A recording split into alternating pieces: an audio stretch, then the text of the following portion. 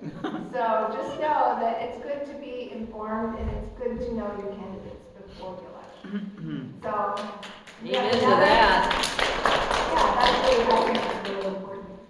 So another thing that we have, which my kids all, we played this last time, 2 years ago, but, oops, I got a little buzz going on.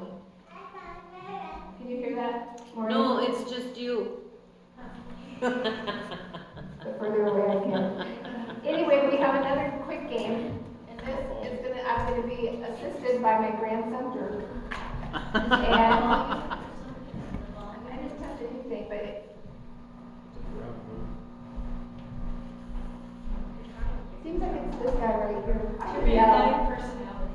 Pardon? You're being a I can yell, I guess. Maybe shut it off. Not sure. That's better. Is that better? Yeah. Okay. So the next game we're gonna play is, my version of 20 questions, which I used to play with my children when they were little. And this girl right here, Emily, she was like about 10, or maybe, I don't know, 15 maybe. She's 37 now. When she was littler, she used to open her shirt and I would throw M&Ms as a prize if they got the question right. But we decided that was a little uncouth for this kind of setting. So my grandson is going to walk around and give you a choice of your prize. So I'm just gonna ask you some questions, and I kind of need it to be organized where you raise your hand and I call on you, so that there can be an actual. So I'm gonna go ahead and start asking some questions, and it's mostly to do with American history, presidents, that kind of thing, just so that you know. Okay, in what year were women granted the right to vote? 1910, I think. Or 14. Okay, 1922. Oh, I didn't see your hand, sorry. I was wrong. Okay, who said a house divided itself against itself cannot stand? God. It is biblical, but there was also a precedent who said it. Oh. Lincoln? Oh, wait, you did say, okay, yes. Okay. It was Lincoln, but I didn't think. He didn't raise his hand. He said it before you. Okay. Who said, I tremble for my country when I reflect that God is just, that his justice cannot sleep forever? Who said that? Benjamin Franklin. Sorry, Thomas Jefferson. I modified these, they were true false questions for another event, and so I modified them so that you have to come up with the answer. Okay, who was the only president to succeed to the office of president without being elected? Gerald Ford. Who said that to you? Mr. Thompson said it. He gave the answer. Gerald Ford. Okay, who said, Thank "These you." dead shall not have died in vain"? Yes, yes. Who taught you that? Thank you. Your mom won. Abe Lincoln said, "These dead shall not have died in vain." Who refused to allow the police to join unions and go on strike?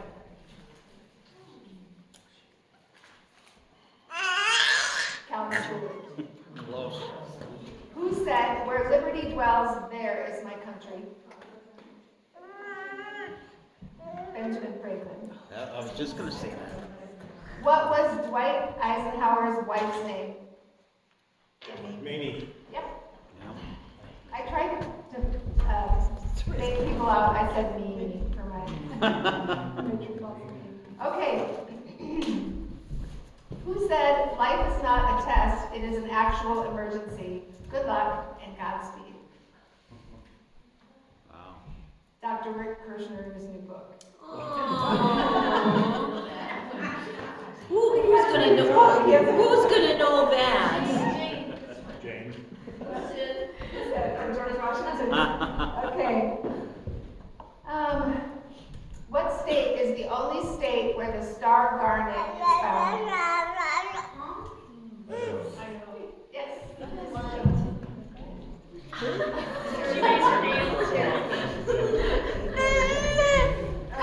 Okay. Who said better to dare mighty things than to take rank with those poor timid souls who will know neither victory nor defeat? Churchill. Churchill? Teddy Roosevelt. Um, Okay. In what order, you know, like if there's 50 states, what number is Idaho? Way bigger. 30 seconds. I was gonna say. Any guesses? Emily? 48? No. No. 37. Olive? Uh-huh. 44. Idaho is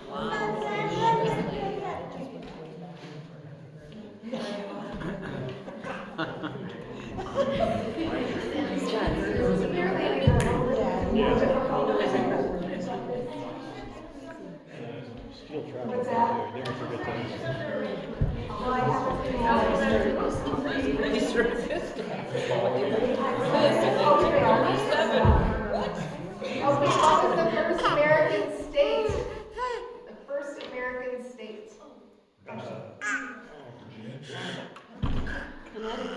Oh, First and trained on the license plate. oh, sorry. Good try, buddy. No, that was the best state. Pennsylvania? No. Massachusetts. No. New York? Connecticut. New York. No. None of those? New Hampshire. New Hampshire. Vermont. Virginia. Maine. Starts with a D. Delaware. Oh. First president to live in the White House. Madison. Madison. Not Madison. John Adams. Oh, sorry. Is that what you were gonna say? Oh. Say yes. Okay, here's one for you. How many original British colonies existed in America? 13. Yep.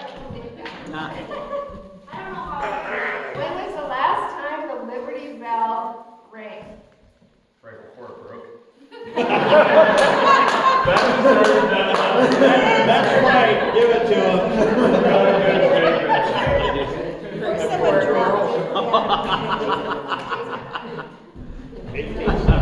Oh, I went. Oh, sorry. It was for George Washington's birthday in 1846. They rang. Huh. Wow. That was the last time it ever rained. Okay, who's the first? No. Who's the first president to be impeached? Nixon? Cleveland. Jackson. No. One too many. 1868, Andrew Johnson. Uh, What country? Okay, this is close. What did he get? What country gifted the Statue of Liberty to the United States?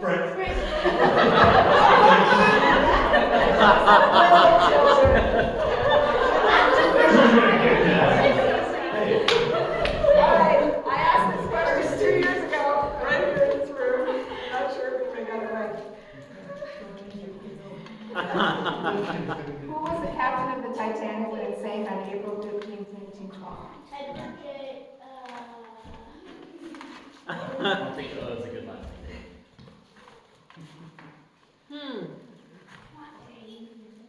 who's question?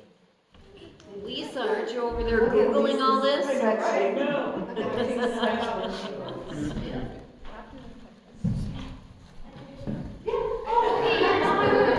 Edward Smith.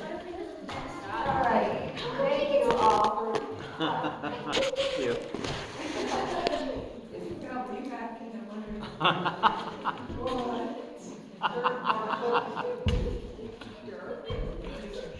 Okay.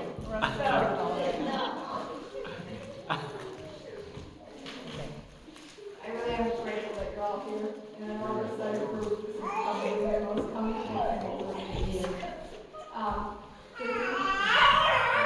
I wanted to know if any of you need or have ever seen this flyer right here, the comparison between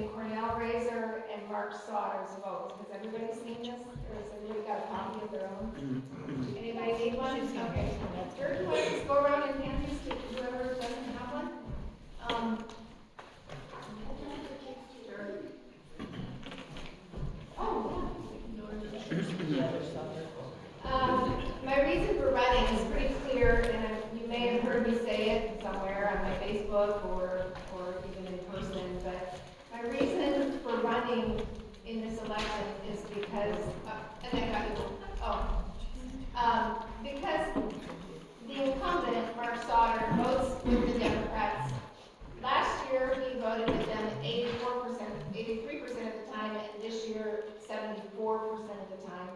So, and he can vote however he wants. However, if he's going to run as a Republican, I really feel like he needs to represent the Republican Party and hold to the Republican platform. So as you look through this, you'll see the different bill numbers and how he voted and how Cornell voted. And Cornell and I are pretty similar in the things that we believe and the stance that we take. So, and I feel bad for Cornell because every time he votes yes on something, Mark votes no. And so what does that do? It just nullifies the whole thing. It just sort of wastes Cornell's time. And so that's not really the whole reason, but it's just an unfortunate thing that happens when you have a district like District 1 who people have said this to me more than once when I'm at something down south in Boise. They'll say, how in the world does District 1 have Jim Woodward and Mark Sauter as your representatives? How did that happen? So, and pretty much everybody knows how that happened. Truly a Democrat, but then they can register as a Republican because they know that's the only party up here that actually works and that actually they'll be elected. So anyway, yeah.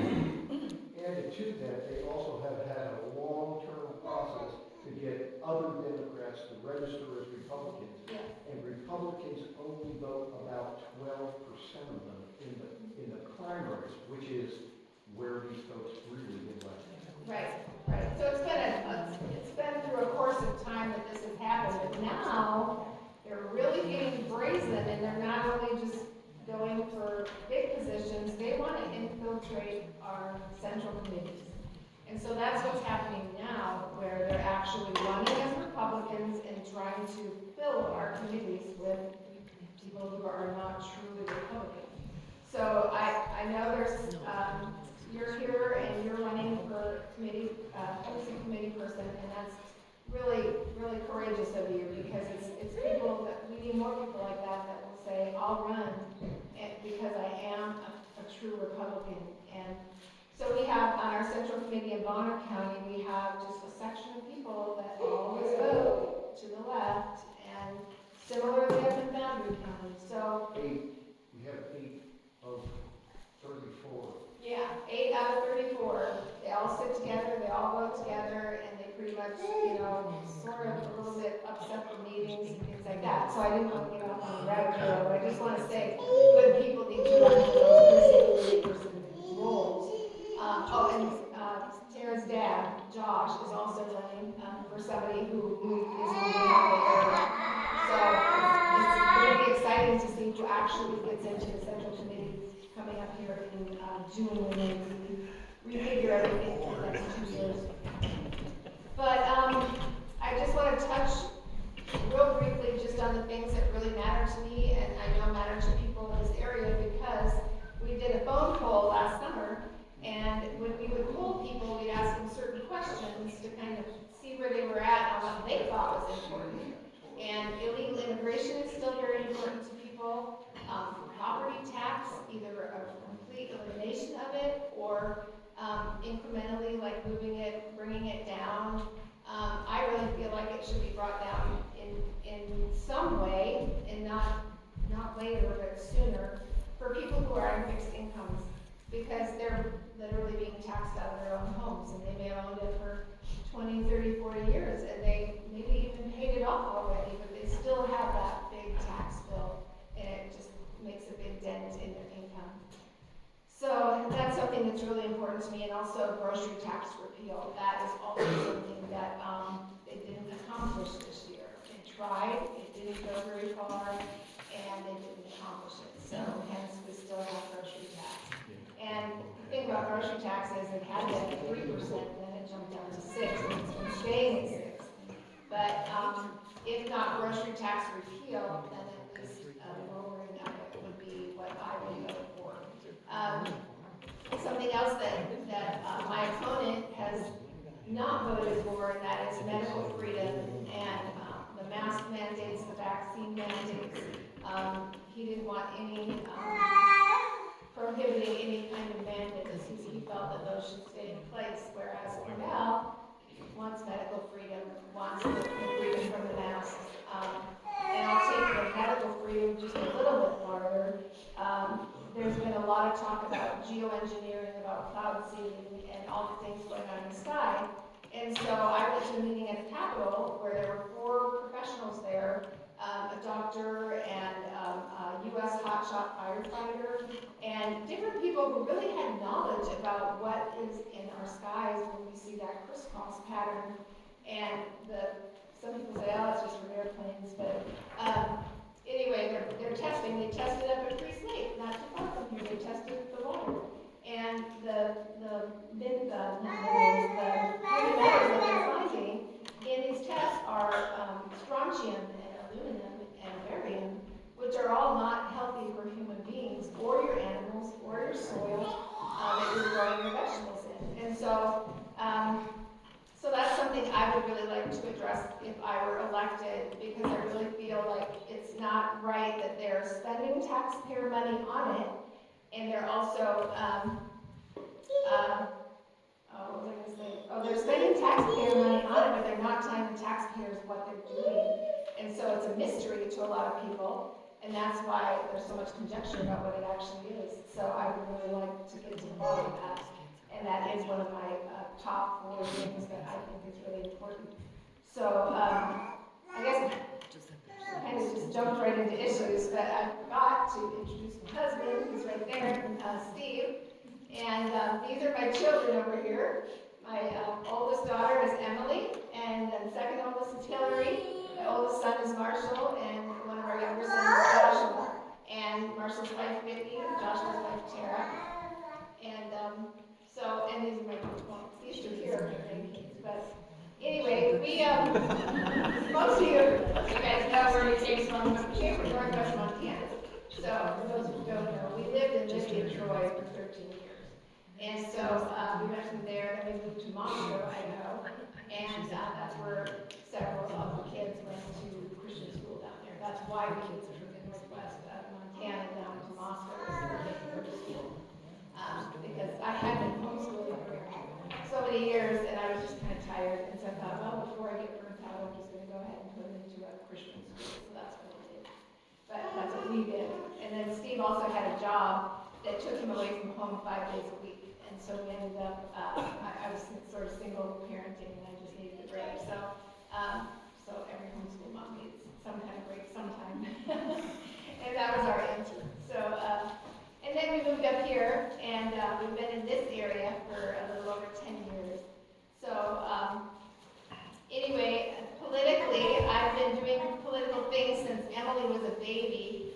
In 1990, she was a year old, and I went to a state convention in Duluth, Minnesota, with a baby on my hip. It was a long drive. We lived at the very bottom of the state, and I drove all the way up to Duluth with Emily and went to that convention, and that was the start of my interest in politics. So I was 27 years old, and of course, raising 9 children took time, and I didn't have a lot of time to myself to do political things, so I just did, I was a poll worker or a chief election judge or something I could do that I could do. But as a mom, I could just break away for a day or whatever and just get to go to those meetings. So anyway, that's what I did. Then when I came here, then I really started getting involved, and I was a precinct committee person, and I've been on several committees and done things with the Republican Party. So I've never run for anything like this, and of course I would run against a man who has the same name as me. So there's that. But yeah, so who would have thought there'd be another Sauter and I'd be running against him? But I just really felt like it was important, and I really felt like somebody needed to but the way he actually got in so easily was that there was like 5 people running against him. And there was no, like, honing it down to just like 1 or 2. It was just all these people came out of the woodwork to run that year. And I was asked to run, but my youngest son was still under 18, and I always said I didn't want to do anything like this until my kids were out of the house. And so, anyway, I waited till he was older, and also my mother was living with us, and so I had that responsibility. I couldn't just, run off to Boise or whatever. So anyway, then when Sage Dixon decided not to run 2 years ago, then I felt like that was really the time. We had really prayed, and my husband is super supportive. He's like, keeps the home fires burning, and is just very, very involved as far as helping me so that I can do what I feel like I'm called to do. So, anyway, I welcome your questions. I don't know if anybody has any questions, but I love questions, and it gives me a chance to hear what concerns you and what you care about. So, we are having some events. We have, it's called Northwoods Tavern, and that's on May 5th. We're having just something similar to this. If anybody know where Northwoods Tavern is? It's up in Naples. And it's just not too far off Highway 95, but that's on May 5th. And then tomorrow, there's a meet and greet for Republican candidates at the Laclede Community Church, which Josh Jones is a pastor. And then next week, there's going to be a meeting at the Idaho Club, which is on the way to Hope. And that's going to be between 4 and 6 at the Idaho Club. So you're all welcome, anybody that wants to come to that. And also, in Bonners Ferry, there's going to be a big candidate forum with all the candidates. And that's always a really good turnout up there. But if you know anybody that's up and down the county that doesn't know the candidates, it's a really good opportunity for them to get to know them. So Don't forget the fashion show. oh, You always forget the fashion show. there's flyers back there for the fashion show, and that's a fundraiser for my campaign, and that's on May 1st at the Grace and Joy Clothing Company in downtown Sandpoint. And the tickets are $35. You can buy them on my website, and that will get you entered into a drawing for a 1-week stay at the Hope Resort. So Holiday Shores. Ponderay Shores Resort on the lake. On the lake, Yeah. yeah, 1-week stay. Yeah. So that will be a fun evening, and it's, the ticket includes getting into the fashion show, hors d'oeuvres and champagne, and the drawing for the resort. So, anyway, with that, I just would welcome any questions. Yes? What do you know about prayer in schools? Because people starting to look into that nationwide, and I'm just wondering, in Idaho, I thought there was something, legislation against, is it religious things or what? I don't really know, but I know that religious clubs can meet at public schools, so I would think that. Yeah, but they have to be outside the hours, Right. like at lunchtime or something. Right. There is something in the legislature that prohibits you from, practicing religious things. I think what it is it has to be student-led. It can't be teacher-led. So in that regard, if a child wanted to pray, I don't think they could stop them, but it can't be a teacher encouraging it or actually praying themselves. I think that's the way it is right now. But there's also parents that are wanting to have the Bible brought back in as part of the curriculum. So, and I don't know if anybody here is aware that there's a charter school starting in Boundary County that's going to be using the Hillsdale curriculum. So, and it's a charter school, so it's free, and they're just being, people are signing up left and right, so it's actually a really good thing. And, but as far as what you asked, I'm not 100% sure, but I do think that it can't be teacher-led. Yes. First, I wanted to thank you for running. Oh. It's, we need you. And when you were doing missionary work, how many years did you do that?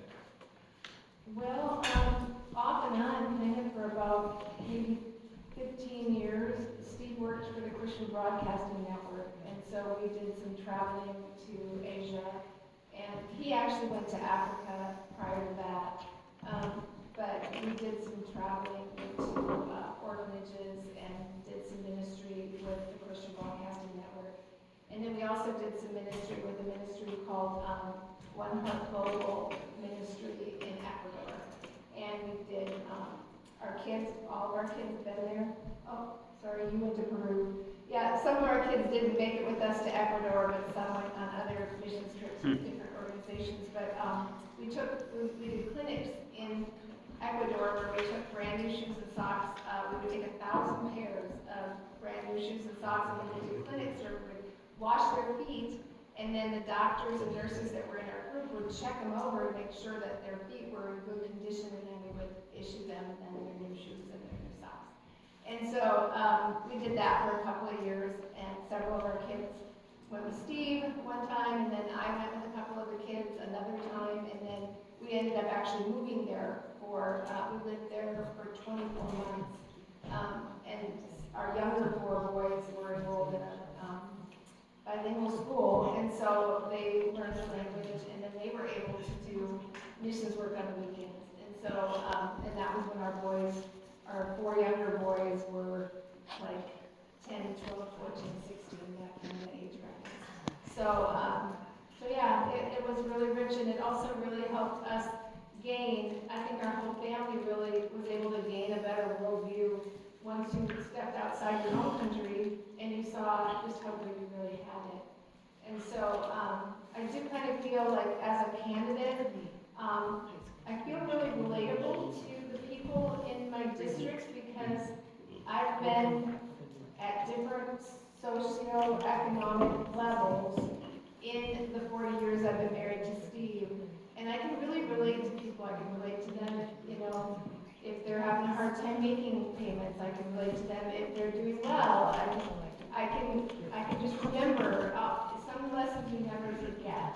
And so, true confessions, I still shop at thrift stores. I can't get that out of my DNA. It's like when you raise 9 kids and you shop at thrift stores, and they were all really cute and well dressed and everything. But that's something that you take with you always, and so that's kind of so, anybody else? Now's your chance, you guys. Ask me a question. Marshall. We're gonna have the dessert dash now? Yes, so you are going to hear from Annette now, Oh. and she's going to come up here and she's going to help you choose your dessert. So with that, we're just gonna auction off desserts, and then I'm just gonna go through here and we'll get you the results of the silent auction.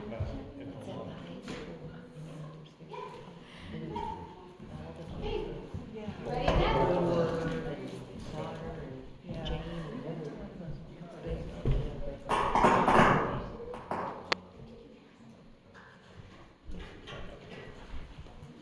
Who's gonna help you?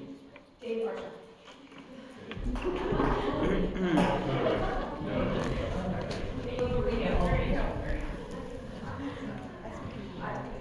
You can help me, I don't know what I'm doing.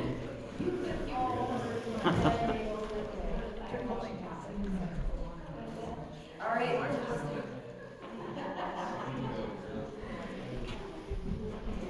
All right, this is the strawberry rhubarb pie from the Pie Hut. I think that we could start the bidding at $30.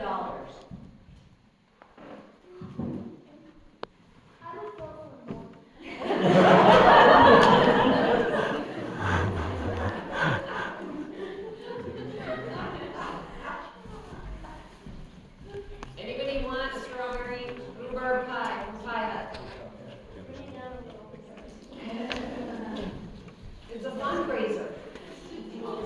It's for Jane's campaign. Scott, you want to get this?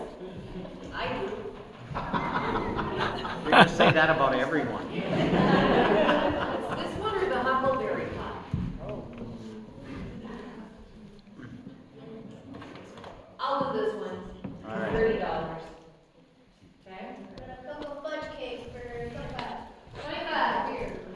I think we just write names down. Okay. Are you keeping track? Want me to get the paper? I'll go there. So, I just need people to come over.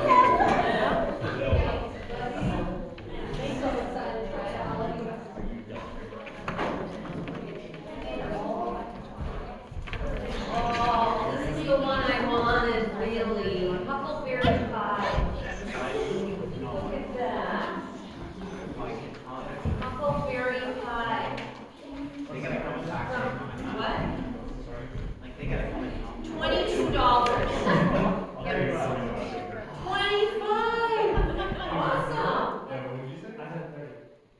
oh, no, we have to drive. Yeah, we gotta drive the price up, you guys.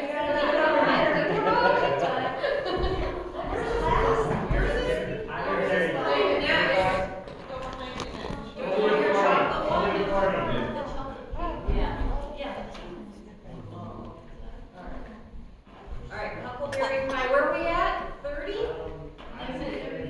Marines at 35. I'll do 40.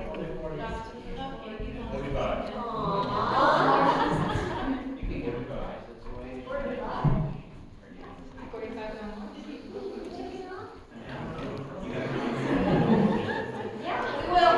Nobody's gonna take a dessert home, I'm telling you. So Josh got a Huckleberry pie for $40. What's your number, Josh? Annette, Marshall bid higher than that. Marshall bid 45. Sorry, I missed that. I thought Josh did. So you got a Marshall for 45. Marshall for 25.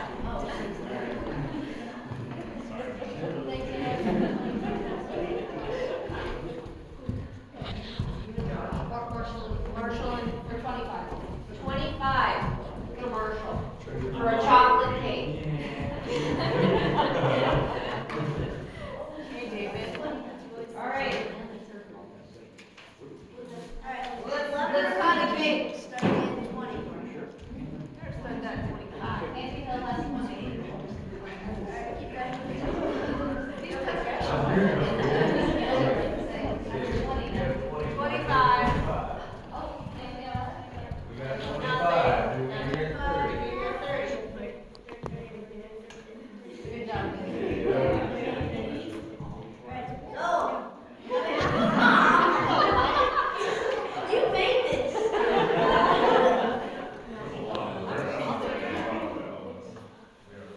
Emily bought a cake for 25.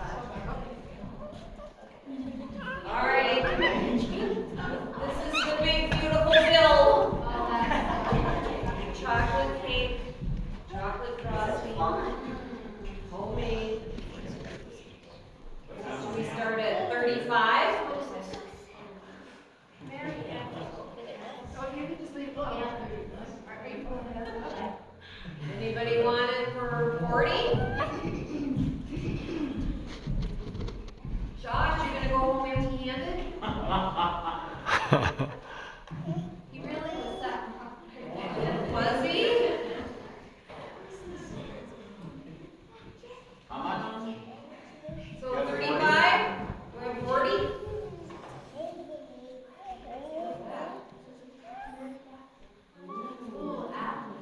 All right, 35.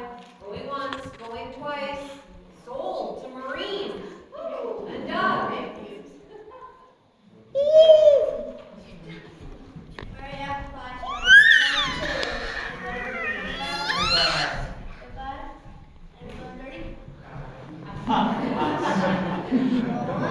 What is it? Apple pie.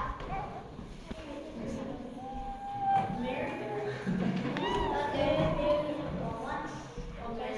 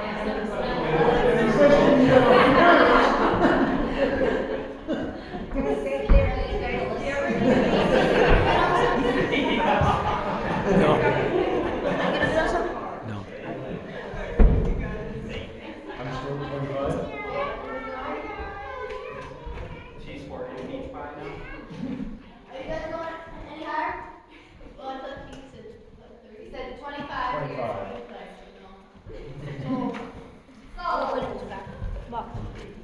Who got that one? David? Josh. Josh, okay. No, it's a song.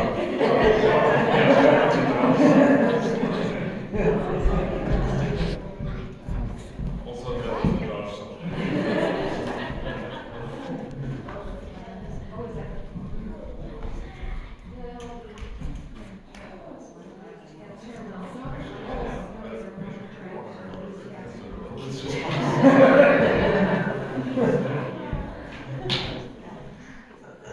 I'll do the surgery for having.